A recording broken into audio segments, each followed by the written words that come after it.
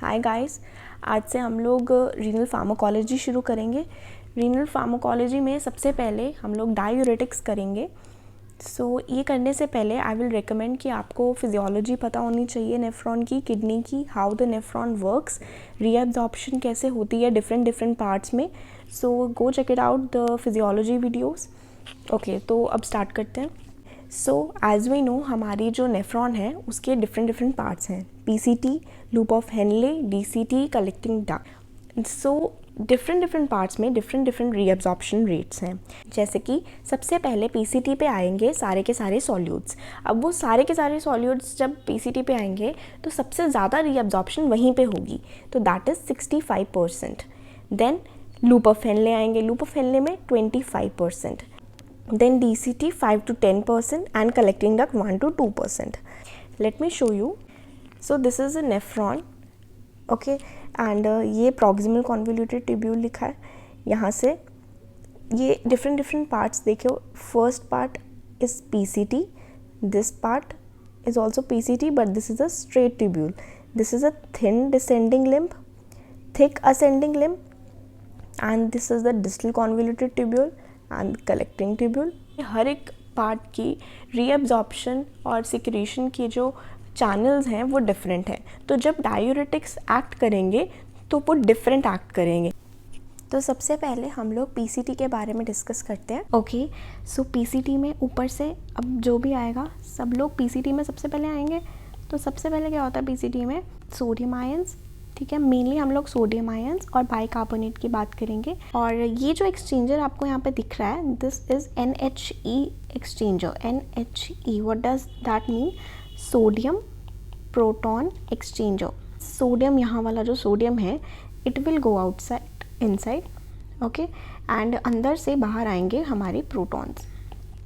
Alright, अब ये जो प्रोटॉन्स बाहर आए हैं हमारे from this exchanger, they will combine with bicarbonate and they will form H2CO3, because you know ना, this is anion and this is a cation, तो ये लोग कंबाइन कर बाइकार्बोनेट बना देंगे। Bicarbonic acid will break down into water plus carbon dioxide. अभी ये जो रिएक्शन है ये कैटेलाइज्ड रिएक्शन है। This will occur in presence of an enzyme that is carbonic anhydrase. Carbonic anhydrase को हम एब्रीविएट करेंगे CA। For the further discussions I will be using CA for carbonic anhydrase. Water and carbon dioxide ये दोनों diffusible हैं। ये carbon dioxide एक gas है और वाटर पैसिवली जा सकता है हमारे सेल के अंदर। So water and carbon dioxide will go inside. अंदर जाकर वो क्या करेंगे? They will again combine, they will form H2CO3. So this reaction is also in the presence of carbonic anhydrase. Carbonic acid will break down into proton and HCO3 negative anion. So now this proton, as you can see, ये proton यहाँ से बाहर चले जाएगा and this bicarbonate will go from here. तो अगर ये proton यहाँ पे बाहर निकले ही ना, तो अगर प्रोटॉन बाहर नहीं निकलेगा तो सोडियम भी बाहर नहीं निकल पाएगा। तो अगर हम लोग कुछ ऐसा करें कि प्रोटॉन बने ही ना जो कि बाहर आए, तो फिर सोडियम की रीअब्जॉर्प्शन नहीं होगी। So what we will do is we will block this carbonic anhydrase. How we can block this carbonic anhydrase? By giving carbonic anhydrase inhibitors. ये वाला रिएक्शन नहीं होगा, ये वाला रिएक्शन नहीं होगा, अल्टीमेटली प्रोटॉन बाहर नहीं आएंगे, तो ये वाला जो पंप है दिस वोंट वर्क। ओके, सो मैं एक बार आपको दिखा दूँ। स्टार्टिंग हमने क्या देखी? सबसे पहले NHE एक्सचेंजर है, उसने क्या किया? सोडियम अंदर लेके जाना है, प्रोटॉन बाहर लेके जाना है, तो कंबाइन करेंगे, ये बाइकार्बोनेट बनेगा। बाइकार्बोनेट कार्बोनिक एनहाइड्रेज लगेगा यहाँ पे और वाटर और कार्बन डाइऑक्साइड बन जाएंगे। Water carbon dioxide will go out and it will form, ये तो आराम से अंदर चले जाएंगे, डिफ्यूज़ हो जाएंगे। इन कार्बोनिक एनहाइड्रेज प्रेजेंस ये दोबारा से बाइकार्बोनिक एसिड बनाएंगे जो कि टूटेगा in the presence of it only into proton and bicarbonate. अब ये जो प्रोटॉन और बाइकार्बोनेट है, इसमें से जो प्रोटॉन है ये जो है बाहर चले जाएगा और बाइकार्बोनेट जो है वो अंदर इंटरस्टिशियम में चला जाएगा। So drugs which are CA inhibitors are acetazolamide, dorzolamide, brinzolamide, dichlorphenamide. This is A, B, D, D। C नहीं है, बस A, B, D, D। ये डाइक्लोरोफेनामाइड थोड़ा सा डिफरेंट है, ठीक है, और डिफरेंट है तो ऑब्वियसली कोई चीज़ डिफरेंट है तो उसका एक कोई ना कोई फीचर ऐसा होगा जो डिफरेंशिएट करेगा। दैट इज़ कि डाइक्लोरोफेनामाइड इज़ मोस्ट पोटेंट, सबसे ज़्यादा पावरफुल इन चारों में से दिस डाइक्लोरोफेनामाइड मोस्ट पोटेंट। एंड ये जो है ये सारी सल्फ़र ड्रग्स हैं। जब सल्फ़र ड्रग्स आ जाता है उसका मतलब हमें एक चीज़ निकालनी होती है, इसका इंटरप्रिटेशन होता है सल्फ़र ड्रग्स का कि they can cause allergy. Okay, this is a side effect of these drugs. अब अगर पीसीटी से रीअब्जॉर्प्शन नहीं हो रही सोडियम की और बाइकार्बोनेट्स वगैरह की, तो अब जो सोडियम है वो ज़्यादा नीचे आएगा, लूप ऑफ एनले से आएगा कलेक्ट, उसके बाद डीसीटी कलेक्टिंग डक्ट्स। तो सब में अब कलेक्टिंग डक्ट्स की हम मेन बात करेंगे क्योंकि कार्बोनिक एनहाइड्रेस कलेक्टिंग डक्ट्स के इंटरकलेटेड सेल्स में प्रेजेंट होता है। क्योंकि जो हमारी कलेक्टिंग डक्ट्स हैं उनके पास दो टाइप के सेल्स होते हैं, एक इंटरकलेटेड और होते हैं प्रिंसिपल सेल्स। तो इसमें जो इंटरकलेटेड सेल्स हैं वहाँ पे भी कार्बोनिक एनहाइड्रेस वाला सेम मैकेनिज्म इसके अंदर चलता है। तो अब क्या होता है, प्रिंसिपल सेल्स हैं और ये इंटरकलेटेड सेल्स हैं। इंटरकलेटेड सेल्स में मैंने आपको बताया कि बाइकार्बोनिक एसिड जो है वो टूटकर प्रोटॉन और HCO3 नेगेटिव बनाएंगे, alright, and this HCO3 negative will go from here outside and this H positive will go inside. तो इंटरकलेटेड सेल्स में हमने देखा कि जो बाइकार्बोनेट है वो जब बाहर ब्लड के अंदर जा रहा है तो क्लोराइड जो है उसके ये जो पंप के थ्रू अंदर भी आ रहा है, लेकिन पीसीटी में ऐसा नहीं था। पीसीटी में बाइकार्बोनेट अकेला बाहर जा रहा था, alright. So this is a difference. और प्रिंसिपल सेल्स में क्या होता है, प्रिंसिपल सेल्स में यहाँ पे ENaC सेल्स हैं जो कि सोडियम को अंदर लेके आ रहे हैं और पोटाशियम के लिए ROM के चैनल्स हैं। ROM के renal outer medullary potassium channels, they will let the potassium go out of the cell into the lumen. अब क्या होता है कि जब यहाँ पे कलेक्टिंग ट्यूब्यूल में ज़्यादा सोडियम एंटर करेगा क्योंकि ऊपर पीसीटी में रीअब्जॉर्प्शन नहीं हो पाई, तो सोडियम जो है यहाँ पे जो सोडियम है ये ज़्यादा अंदर आएगा। अब सोडियम जब ज़्यादा अंदर आता है तो फिर पोटाशियम जो है उसको, बिकॉज कोई ना कोई पॉजिटिव चार्ज अगर अंदर आता है तो हमें एक चार्ज बाहर भेजना होता है, तो पोटाशियम इसकी प्लेस लेता है और पोटाशियम बाहर आता है। अब यहाँ पे बिकॉज कलेक्टिंग ट्यूब्यूल्स में सोडियम ज़्यादा आ रहा है तो पोटाशियम भी ज़्यादा बाहर निकलेगा। तो दैट मीन्स हमारी बॉडी के अंदर पोटाशियम की डेफिशिएंसी हो जाएगी। क्योंकि यहाँ पे पोटाशियम बाहर ज़्यादा निकला, तो that will cause a condition that is known as hypokalaemia. अब प्रोटॉन्स जो हैं बिकॉज वहाँ बन ही नहीं पा रहे हैं, ऑलराइट, क्योंकि ये वाला पंप नहीं चलेगा, वही सेम मैकेनिज्म, क्योंकि कार्बोनिक एनहाइड्रेस नहीं है तो प्रोटॉन बनेंगे नहीं, बाहर नहीं जाएंगे। और सेम पीसीटी में भी यही हुआ था कि प्रोटॉन बाहर नहीं जा पा रहे थे बिकॉज बन ही नहीं रहे हैं, because of the absence of carbonic anhydrase, because of the presence of carbonic anhydrase inhibitors. So अब क्या होगा, प्रोटॉन ज़्यादा बॉडी के अंदर लेवल जो है प्रोटॉन्स का बढ़ जाएगा, तो that will cause acidosis. ADR is adverse drug reaction. तो पहला है हमारा हाइपोकिलीमिया। तो ये हमें पता क्यों हुआ, क्योंकि सोडियम की रीअब्जॉर्प्शन बहुत ज़्यादा अंदर होगी, क्योंकि नीचे बहुत ज़्यादा पहुंच जाएगा, उसकी वजह से पोटाशियम की बाहर सिक्रीशन ज़्यादा होगी, इसकी वजह से हमारी बॉडी के अंदर हाइपोकिलीमिया हो जाएगा। नेक्स्ट मेटाबॉलिक एसिडोसिस, क्योंकि H पॉजिटिव जो है वो बाहर नहीं निकल पा रहा, बॉडी के अंदर रहेगा, that will cause metabolic acidosis. Next जो है कि कैल्शियम स्टोन्स जो हैं वो इंक्रीज़ हो रहे हैं। तो हमारा जो यूरिन है वो एल्कलाइन है because of the presence of bicarbonate, क्योंकि बाइकार्बोनेट और सोडियम की रीअब्जॉर्प्शन नहीं हो पाई। ब्लड एसिडिक है क्योंकि H पॉजिटिव जो है वो सिक्रीट नहीं हो पाया। तो प्रोटॉन्स जो हैं उनकी वजह से ब्लड एसिडिक है। अब एल्कलाइन में क्या होता है, स्पेसिफिकली जो कैल्शियम है वो क्रिस्टलाइज होती है in alkaline urine. So that means कि इसके कैल्शियम स्टोन्स जो हैं इन, अगर बहुत ज़्यादा एल्कलाइन यूरिन हो जाए तो कैल्शियम स्टोन्स का जो लेवल है वो इंक्रीज़ हो जाता है।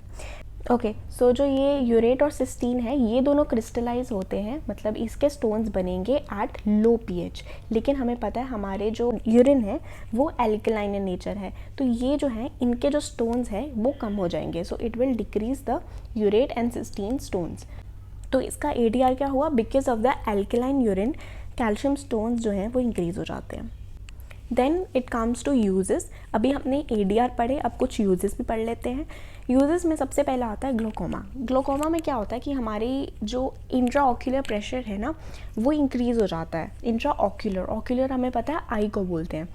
इसमें मैकेनिज्म क्या होता है, सो हमारी आई के अंदर होता है एक्वस ह्यूमर। ये आपको पता है कि एक्वस ह्यूमर होता है, क्या नहीं पता, ये जो एक्वस ह्यूमर है वो बाइकार्बोनेट से बना हुआ है। ऑलराइट, सो इसको सीक्रेट कौन करता है? इसको सीक्रेट करती है हमारी सिलियरी बॉडी। ये देखो, ये मैंने आपको दिखाया, this is ciliary epithelium.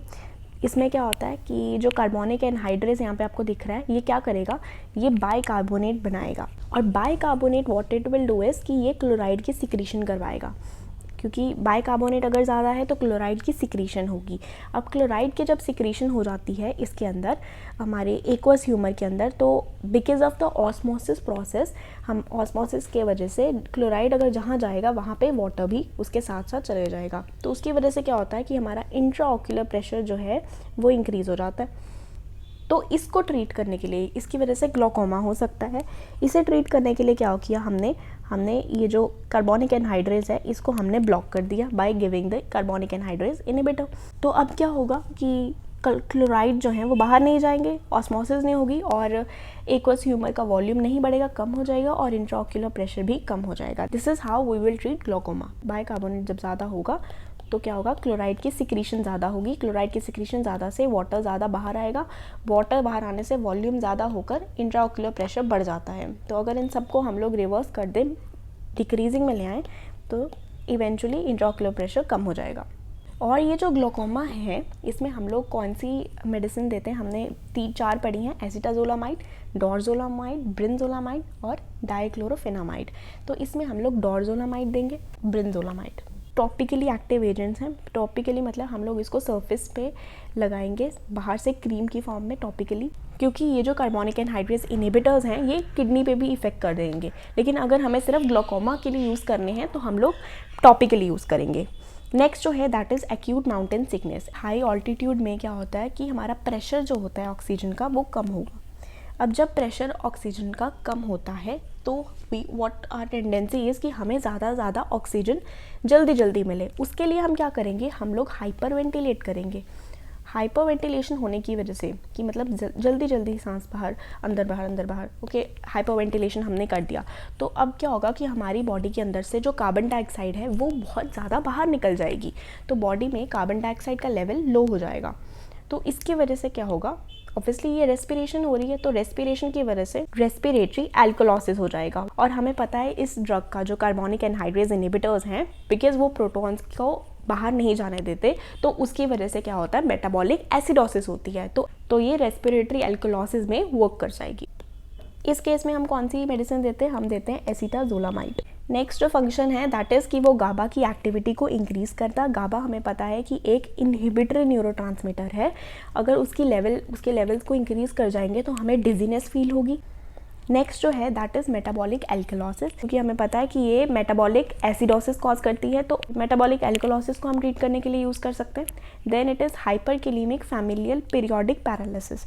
Hyperkalaemia हो गया है, लेकिन हमें पता है कि जब हम कार्बोनिक एनहाइड्रेस इनहिबिटर्स देते हैं तो बॉडी के अंदर हाइपोकेलेमिया होता है, तो हाइपरकेलेमिया को ट्रीट करने के लिए हाइपोकेलेमिया वाला drug that is carbonic anhydrase हम यूज़ कर सकते हैं। Next is intracranial pressure. क्योंकि हमारी बॉडी, क्योंकि जो CSF है वो CSF में वाटर होता है। अब हमें पता है कि वाटर अगर नहीं जाए उसके अंदर, क्योंकि कार्बोनिक एनहाइड्रेस क्या करता है, ब्रेक डाउन करता है H2CO3 का into water and carbon dioxide. तो अगर वाटर नहीं बनेगा तो CSF का लेवल कम हो जाएगा, तो दैट इज़ इंट्राक्रेनियल प्रेशर भी कम हो जाएगा। नेक्स्ट जो है दैट इज़ ड्रग इंटरैक्शन। कहाँ पे ये कॉन्ट्रा इंडिकेटेड होता है, post hepatitis cirrhosis, that is liver में जब सिरहोसिस होती है उसके बाद हमें ये यूज़ नहीं करना चाहिए।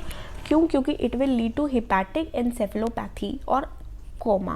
क्योंकि क्या होता है कि जब हम लोग कार्बोनिक एनहाइड्रेस यूज़ करते हैं तो हमारा जो यूरिन होता है दैट इज़ एल्कलाइन, ये हमें पता है एल्कलाइन यूरिन है।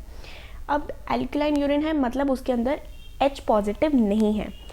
अब क्या होता है कि जो अमोनिया निकलती है हमारे यूरिन में, अमोनिया नॉर्मली क्या करती थी, वो प्रोटॉन के साथ कंबाइन कर NH4 पॉजिटिव बनाती थी। अब बिकॉज H पॉजिटिव नहीं बना है तो अमोनियम के थ्रू इसकी एक्सक्रीशन नहीं होगी अमोनिया की, तो अमोनिया का जो लेवल है हमारी बॉडी में इंक्रीज़ हो जाएगा और अमोनिया हमें पता है हाइपर एमोनीमिया वाली स्टेट में चली जाएगी। हमने पोस्ट हेपेटाइटिस बोला है, मतलब कि लिवर की प्रॉब्लम है। नॉर्मली क्या होता है, हमें ये ज़रूरत नहीं पड़ती इस मैकेनिज़्म की कि अमोनियम बनेगा तो ही जाएगा। क्यों? क्योंकि नाइट्रोजन का जो मेटाबॉलिज्म होता है लिवर में, उसमें क्या होता है, अमोनिया यूरिया में कन्वर्ट हो जाती है, यूरिया की फॉर्म में एक्सक्रीट आउट होता है नाइट्रोजन। लेकिन अब क्योंकि पोस्ट हेपेटाइटिस है तो यूरिया की फॉर्मेशन नहीं हो रही, इसलिए अब क्या होगा, अमोनिया होगा, वो निकलेगा डायरेक्टली और फिर उसको ज़रूरत पड़ेगी प्रोटॉन्स की अमोनियम के फॉर्म में निकलने की। तो अब अगर हम लोगों ने कार्बोनिक एनहाइड्रेस दे दिया तो फिर ये H पॉजिटिव नहीं होगा और अमोनिया का लेवल बढ़ जाएगा। उसके न्यूरोलॉजिकल कॉन्सिक्वेंसेस होते हैं और न्यूरोलॉजिकल में कोमा हो सकता है। एक और मैकेनिज़्म है, इतना पॉपुलर नहीं है, कि जो एडिनोसिन है वो क्या करेगा, वो GFR को कम कर देगा। GFR क्यों कम करेगा? क्योंकि एडिनोसिन का फंक्शन है कि वो कॉन्स्ट्रिक्ट कर जाएगा किसको, हमारी जो एफरेंट आर्टेरियोल है उसको कॉन्स्ट्रिक्ट करेगा। अगर एफरेंट आर्टेरियोल को कॉन्स्ट्रिक्ट करेगा, इसका मतलब है कि वो उसके अंदर कम ब्लड लेके आ रहा है, तो उसकी वजह से GFR कम हो जाता है। ये क्यों करता है ऐसा? क्योंकि एडिनोसिन तब रिलीज़ होता है जब हमारी बॉडी में ATP की डिप्लीशन होती है या फिर हाइपोक्सिया की कंडीशन होती है, तो ये एडिनोसिन आता है और GFR को कम करता है। ये किस पे एक्ट करता है? ये स्टिमुलेट करता है NHE3 सोडियम हाइड्रोजन एक्सचेंजर्स को स्टिमुलेट करता है, ताकि ज़्यादा से ज़्यादा सोडियम अंदर और प्रोटॉन बाहर जा सकें। अब अगर हम इसका एंटागोनिस्ट दे दें तो वो यही करेगा कि वो सोडियम की रीअब्जॉर्प्शन को कम कर देगा। So when we use adenosine antagonist it will lead to decreased reabsorption of sodium. एक लास्ट चीज़ है कि जब हम एक्यूट माउंटेन सिकनेस में हम बोलते हैं कि प्रेशर ऑफ ऑक्सीजन जो है कम हो गया है, हाइपरवेंटिलेशन तो होती है, साथ में क्या होता है कि वेजो कॉन्स्ट्रिक्शन हो जाती है। बिकॉज अगर लंग्स में कम ऑक्सीजन पहुंचती है तो लंग्स की पल्मोनरी वेजो कंस्ट्रिक्शन हो जाती है। तो पल्मोनरी वेजो कंस्ट्रिक्शन होने की वजह से पल्मोनरी एडीमा, क्योंकि वहाँ पे जो प्रेशर है वो बढ़ जाता है, तो पल्मोनरी एडीमा होने के चांसेस बढ़ जाते हैं। इसीलिए अगर हम लोग एसिटाजोलामाइड देते हैं, जो कि एक तो वो एसिटाजोलामाइड क्या करेगी, एल्कलॉसिस, दूसरा क्या करेगी, ऑब्वियसली वो एक डायूरेटिक है तो वो एडीमा को भी प्रिवेंट करेगी। और ये जो गाबा एक्टिविटी इंक्रीज है तो मतलब कि इनहिबिटरी न्यूरोट्रांसमीटर्स हैं, तो उसकी वजह से क्या होगा कि ये प्रिवेंट करेगा, ये ट्रीट करेगा सीजर्स को और एपिलेप्सीज के एपिसोड्स को, सीजर्स एंड एपिलेप्सी। सो ये हम लोगों ने कार्बोनिक एनहाइड्रेस इनहिबिटर्स का एक्शन देखा, उनके यूजेस, एडवर्स ड्रग रिएक्शन सब देखे। If you have any doubt regarding this topic you can ask, and if you like the video please subscribe. Thank you.